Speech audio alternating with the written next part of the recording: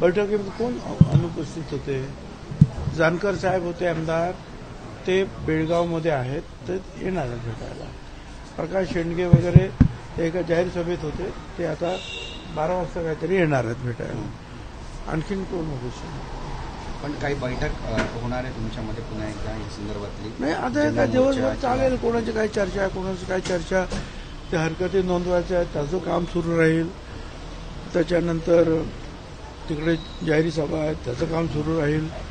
नंतर कालच सांगितलं तुम्हाला की जी काही ओबीसी यात्रा काढायची आहे, ओबीसी एल्गार यात्रा, त्याची एक कमिटी नेमलेली आहे. तर ती रूट वगैरे जे आहे, दिवस वगैरे ठरवण्याचं काम ते करतील. ते रात्री मी काल सांगितलं तुम्ही, त्याच्यानंतर काय नाही. बबनराव तायवाडेंनी असं म्हटलंय की ठीक आहे ना, समर्थन नाही म्हटलं. ठीक आहे, नसेल तर नसेल.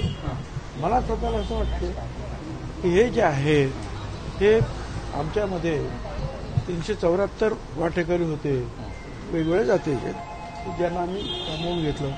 आता 1000 वाटेकरी झाले, म्हणजे 374 वाटेकरी जे आहेत त्यांचा हक्क कमी होणार. साधा सिंपल आहे, दॅट सिंपल.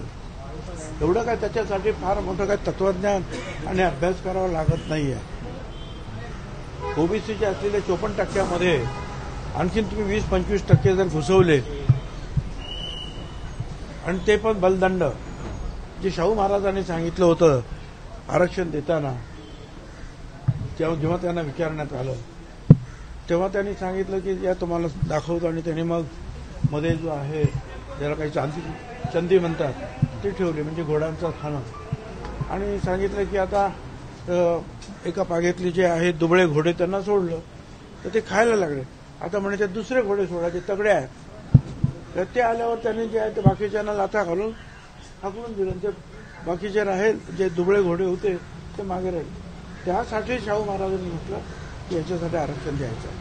तर आता हे जे आहे विमुक्त भटक्या जमातीचे लोक असतील, 374 वेगवेगळ्या जाती जमातीचे लोक, त्यांचं सगळं आरक्षण जे आहे आता बलदंड लोक घेऊन जाणार. आम्हाला आमचं ते आरक्षण संपल्याच जमा असं वाटायला लागलं, म्हणून आम्ही बोलतो आहोत. आहे सरकारमध्ये. तुम्हाला काय तुम्ही ज्येष्ठ मंत्री आहात, ते वाटते का एकाकी